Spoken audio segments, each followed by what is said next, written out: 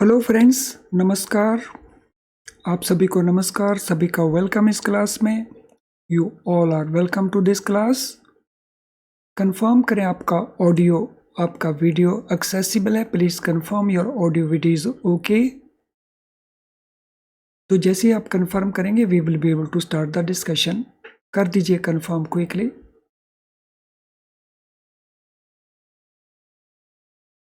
तो शुरू करते हैं।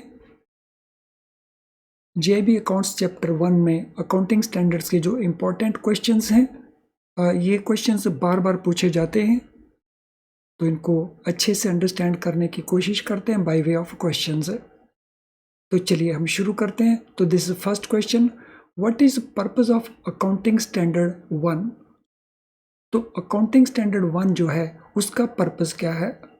To hide significant accounting policies from stakeholders, to promote better understanding of financial statements through disclosure of accounting policies, to make it difficult to compare financial statements of different enterprises, या none of these। जो accounting standard number 1 है, तो आपकी जानकारी के लिए ये भी मैं बताना चाहूँगा कि जब हम अकाउंटिंग स्टैंडर्ड की बात करते हैं तो देयर आर 29 अकाउंटिंग स्टैंडर्ड्स। तो इन स्टैंडर्ड्स को बनाता है ICAI, institute of chartered accountant of India. तो ये इनको अप्रूव करता है। And presently there are 29 such accounting standards, और यहाँ पे हम बात कर रहे हैं अकाउंटिंग स्टैंडर्ड नंबर 1 की। और इनको हम इस तरह से लिखते हैं AS1। तो चलिए आंसर क्या रहेगा क्वेश्चन नंबर 1 का? तो आंसर रहेगा to promote better understanding of financial statements through disclosure of accounting policies. So accounting policies को डिस्क्लोज करना, उनकी जानकारी प्रोवाइड करना, ताकि फाइनेंशियल स्टेटमेंट की अंडरस्टैंडिंग जो है वो बेटर हो जाए। Which of the following is not an example of an area where different accounting policies may be adopted by different enterprises? Accounting standard number 1 कहता है कि कुछ केसेस के अंदर different enterprises different accounting policies follow कर सकते हैं। तो इनमें से वो एरिया कौन सा है जो इस एग्जाम्पल में नहीं दिया गया? गुडविल का ट्रीटमेंट, वैल्यूएशन ऑफ इन्वेंट्रीज का treatment, treatment of retirement benefits, और ऑल द अबव। तो ये क्वेश्चन जो है वो AS1 के कॉन्टेक्स्ट में ही है। So it is in the context of AS1. तो what will be our answer? तो हमने बताना है इनमें से कौन सी एग्जाम्पल नहीं है। तो answer here is all the above. How should significant accounting policies be disclosed in the financial statement? तो फाइनेंशियल स्टेटमेंट में जो सिग्निफिकेंट अकाउंटिंग पॉलिसीज हैं उनको कैसे डिस्क्लोज किया जाए? तो ये भी पार्ट हमारा है अकाउंटिंग स्टैंडर्ड नंबर 1 का। तो ये हमारे ऑप्शंस हैं। So they should not be disclosed, they should be disclosed in one place, they should be disclose in multiple places, और इनमें से कोई भी आंसर करेक्ट नहीं है। Question number 3, what will be the answer? कौन सा आंसर रहेगा क्वेश्चन नंबर 3 के लिए?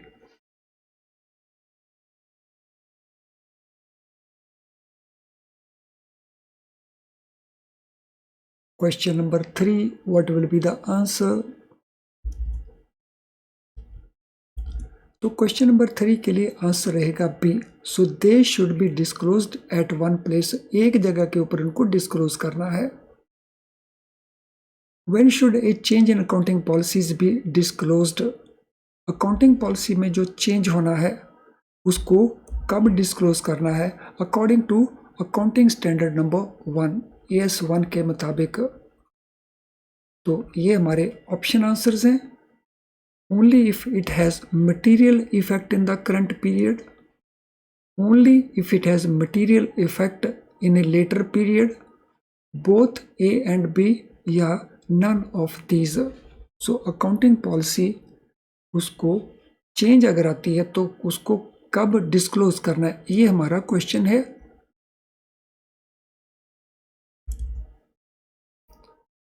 Question number 4। तो इस प्रकार की अकाउंटिंग पॉलिसी को कब डिस्क्लोज करना है।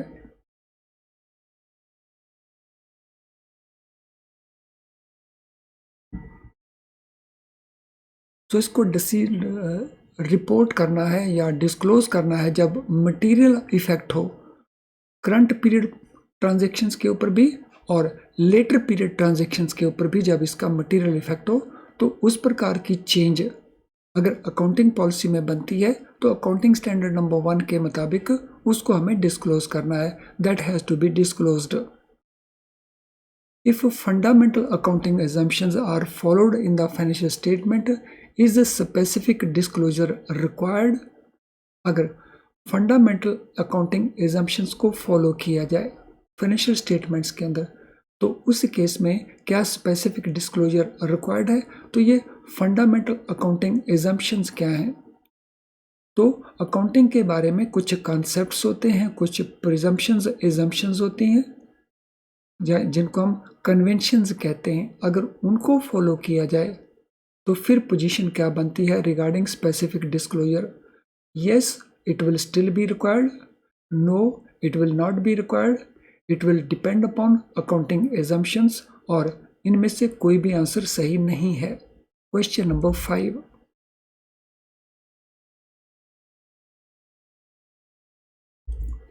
तो अगर फंडामेंटल अकाउंटिंग एजम्पशंस को फॉलो किया जाए, in that case there is no need for specific disclosure according to accounting standard number 1 AS1 के मुताबिक। अगर फंडामेंटल अकाउंटिंग एजम्पशंस को फॉलो किया जाए,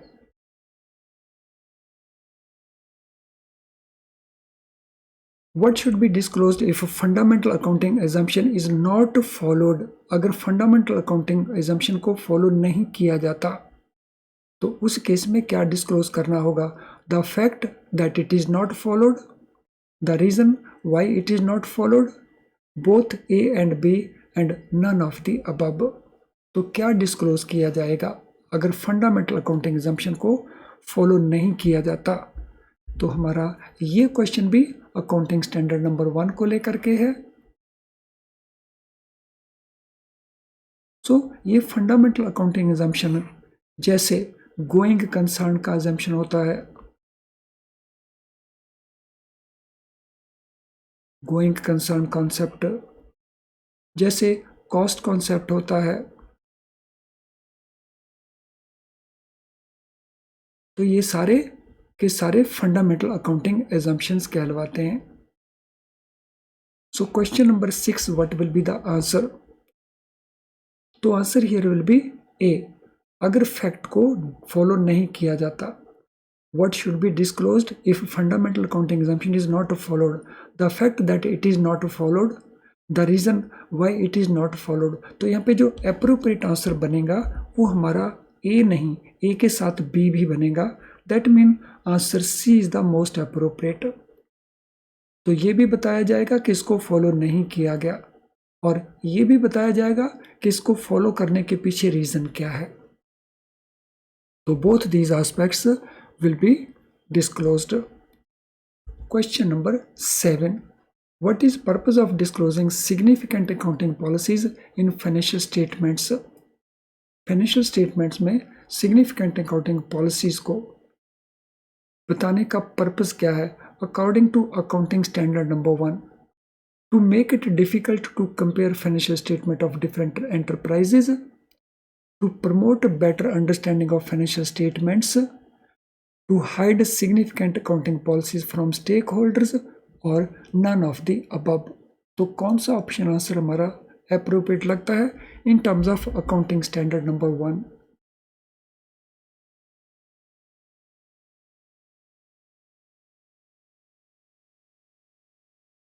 Yes, read all options carefully and then answer.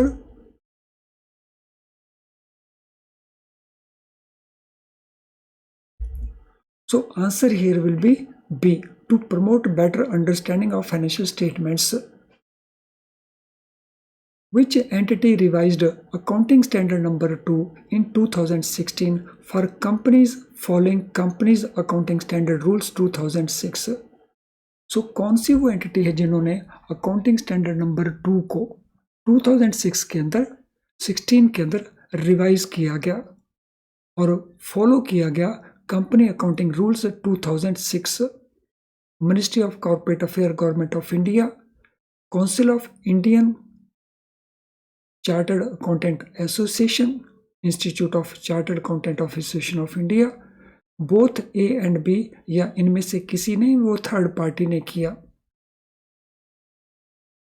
So which entity revised this standard accounting standard number 2? So what shall be the answer for account question number 8?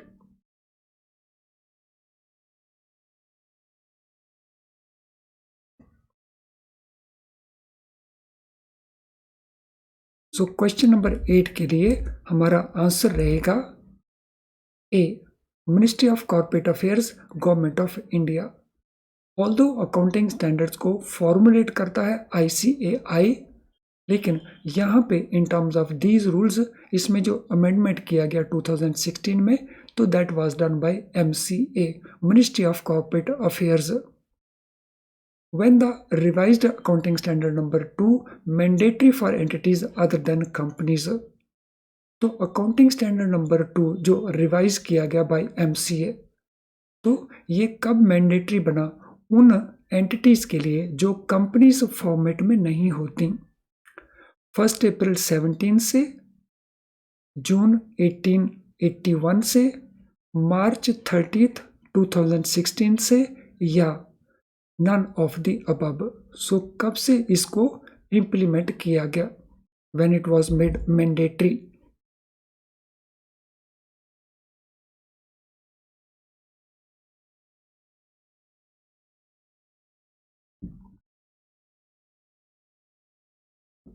सो इसको mandatory कब बनाया गया?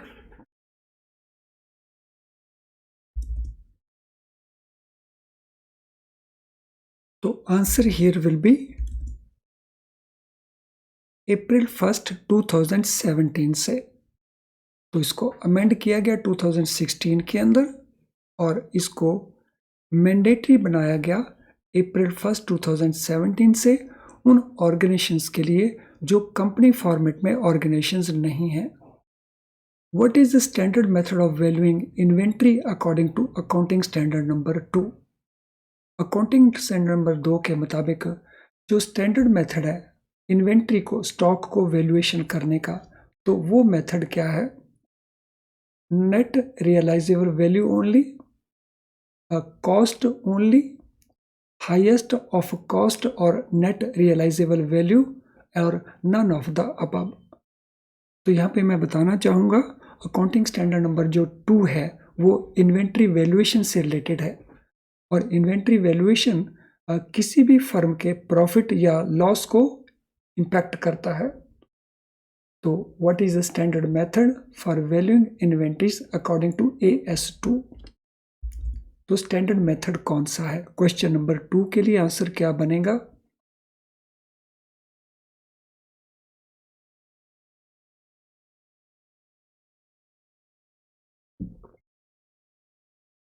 सो question number 2 के लिए answer बनेगा C, cost और net realisable value whichever is higher. तो दोनों में जो हायर रहेगा तो उस वैल्यू को लिया जाएगा।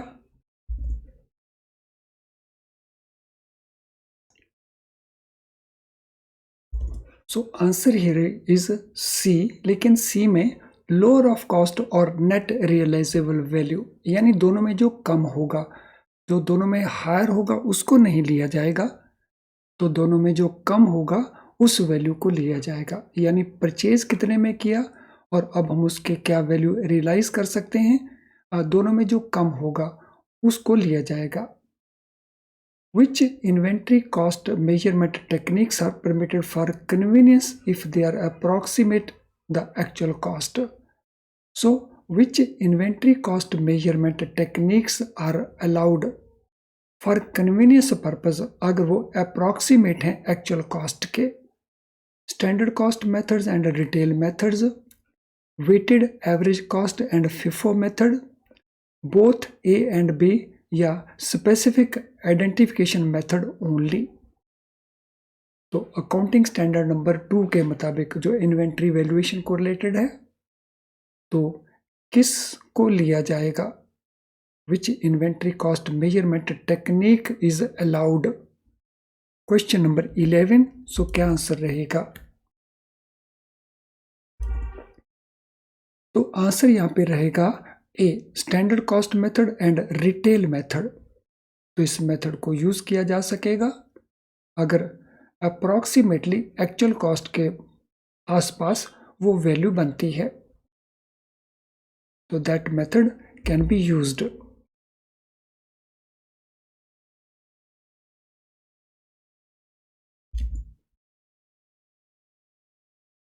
Which of the following is not included in the scope of accounting standard number 2? Accounting standard number 2 का जो दायरा है, जो उसका स्कोप है, इनमें से उसको किसमें इंक्लूड नहीं होता? So which of the following is not included? Work in progress arising under construction contracts, work in progress of service providers, shares, debentures etcetera held as stock in trade, inventories of livestock, agriculture, forest products, mineral oils, ores and gases.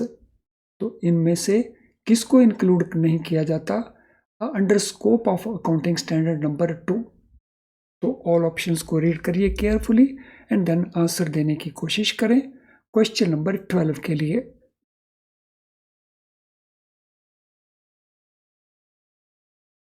So what shall be the answer for question number 12?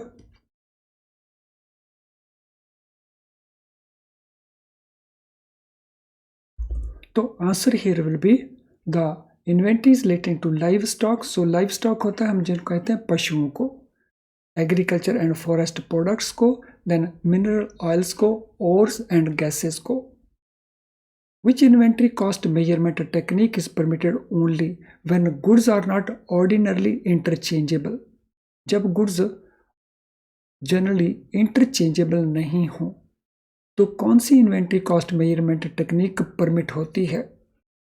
Standard cost method, retail method, specific identification method, या weighted average cost method. तो किन cases की हम बात कर रहे हैं? उन केसेस में where the goods are not ordinarily interchangeable.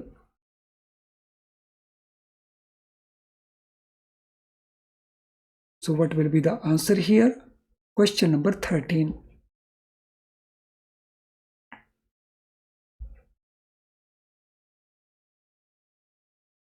Standard cost, और ये क्वेश्चन भी अकाउंटिंग स्टैंडर्ड नंबर 2 के मुताबिक है। सो क्वेश्चन नंबर 13 में our answer will be C, specific identification method. What is accounting standard number 3 related to? तो जो अकाउंटिंग स्टैंडर्ड नंबर 3 है वो किसके साथ रिलेटेड है? Preparation of balance sheet, preparation of income statement, preparation of cash flow statement, या preparation of financial ratios. Accounting standard number 3 तो किसके साथ रिलेटेड है? Question number 14। So what will be our answer for question number 14?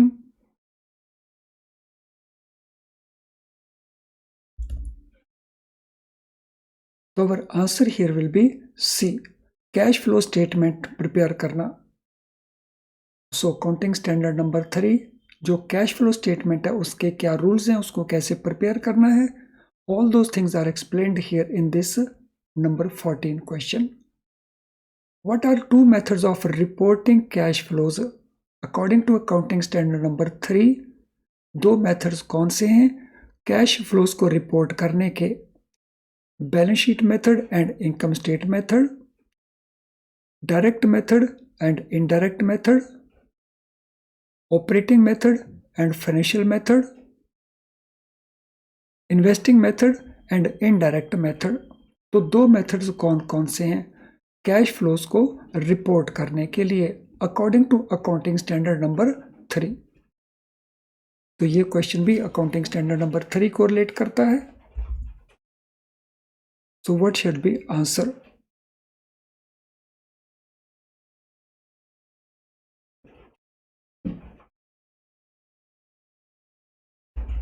So for question number 15, the answer will be direct method and indirect method.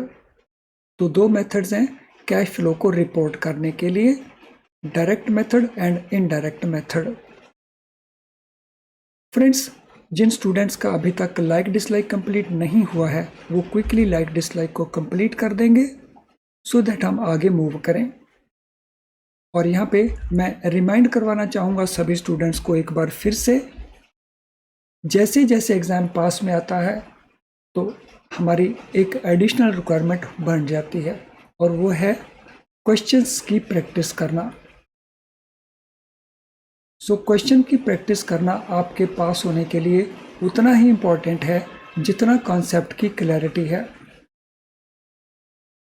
सो पहले आप concept को understand करते हैं by using video lessons और फिर practice को question करते हैं जिससे आपकी कॉन्सेप्ट की जो क्लैरिटी है वो बहुत इम्प्रूव कर जाती है। तो यहाँ पे हमारा आंसर नहीं बनेगा। तो हमको अगर अभी तक क्वेश्चन बैंक आपने यूज़ करना शुरू नहीं किया जो हमारी ऐप के अंदर आपको अवेलेबल है तो क्विकली आप उसको प्रैक्टिस करना ज़रूर शुरू कर लें, आपके पेपर में वो हेल्पफुल रहेगा। चलिए अब हम चलते हैं नेक्स्ट क्वेश्चन के ऊपर। Let us go to next question.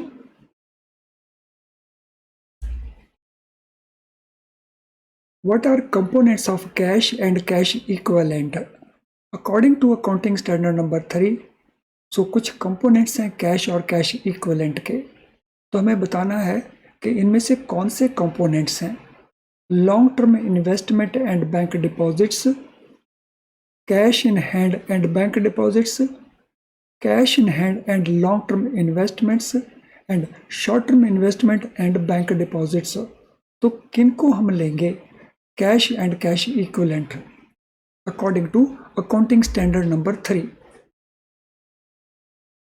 Friends याद रखिएगा ये सारे वो क्वेश्चंस हैं जो बार बार पूछे जा चुके हैं तो हमेशा इम्पोर्टेंट रहते हैं हमारे एग्जामिनेशन के लिए। सो अकाउंटिंग स्टैंडर्ड नंबर 3 के मुताबिक कैश और कैश इक्विवेलेंट कंपोनेंट्स कौन कौन से हैं? तो ये कंपोनेंट हैं cash in hand and bank deposits.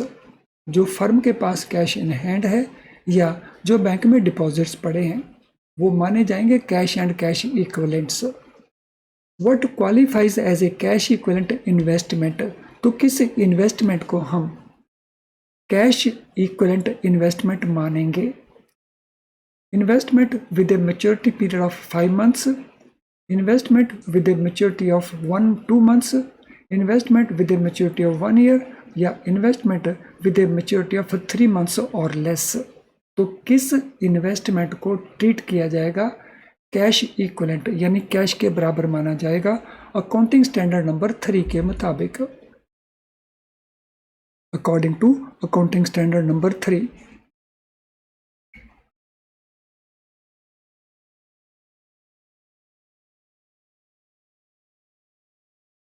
सो किसको मानेंगे? सो इट इज जब उसका जो मैच्योरिटी है दैट इज 3 months और लेस, 3 महीने या उससे कम अगर उसकी मैच्योरिटी है तो उनको हम मानेंगे cash equivalent investment. How should an enterprise present it's cash flow? Accounting standard number 3 के मुताबिक, AS 3 के मुताबिक एंटरप्राइज को किस तरह से कैश फ्लो को प्रेजेंट करना है? Only from operating activities, only from financing activities, only from investing activities या in a manner which is most appropriate to its business, which is most appropriate to its business. तो कैसे present करना है cash flows को? Question number 18. So what shall be the answer question number 18 के लिए? Yes, what will be the answer for question number 18? So इन तीनों को प्रेजेंट करना है, लेकिन in most appropriate way relating to the business.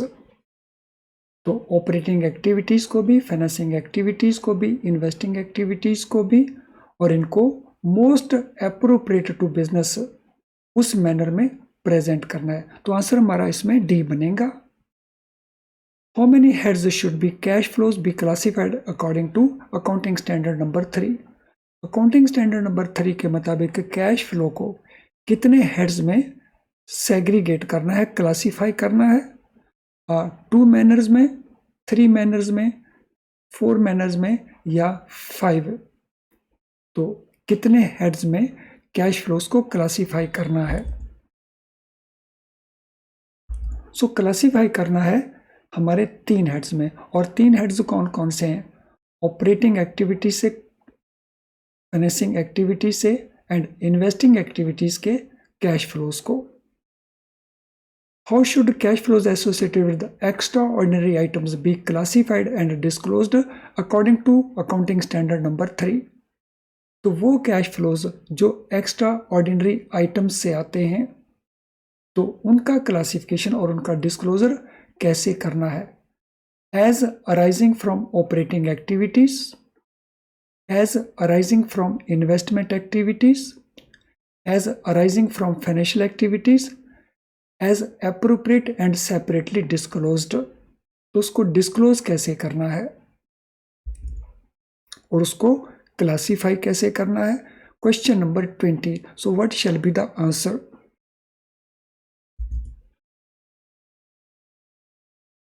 तो answer here will be D, as appropriate and separately disclosed. जैसा एप्रोप्रिएट हो लेकिन उसको सेपरेटली डिस्क्लोज करना है.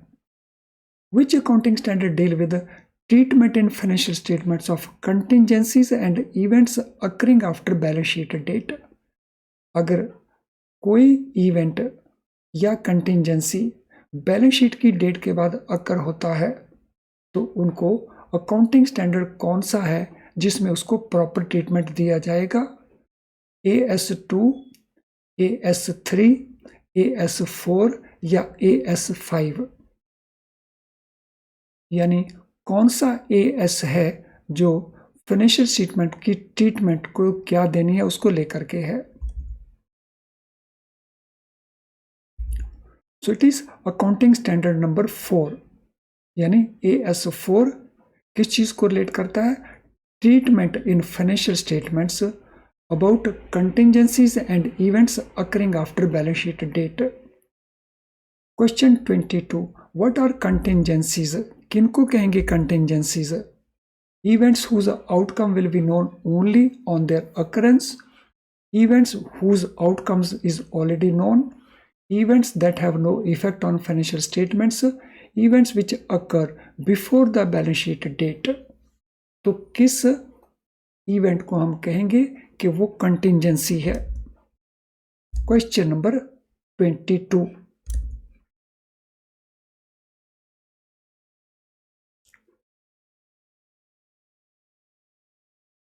So which event will be called as contingency? तो उन इवेंट्स को हम कहेंगे जिनका आउटकम जो हमें पता चलेगा जब वो हैपन होंगी, तो उनको हम कहते हैं कंटिंजेंसी. यानी उनका आउटकम, उनका रिजल्ट अभी हमें नहीं पता है, लेकिन पता चलेगा जब वो एक्चुअली हैपन होंगी. What is accounting treatment of contingent losses? So accounting standard number 4 के मुताबिक अकाउंटिंग ट्रीटमेंट क्या होगा कंटिंजेंट लॉसेस का? These are not recognised. Disclosure is made of existence and nature of contingency. Provision is made for loss if it is likely to occur and none of these. तो यहाँ पे हमें answer देना है accounting standard number 4 के मुताबिक.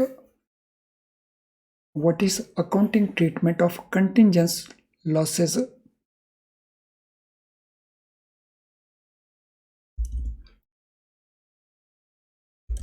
तो our answer here will be C.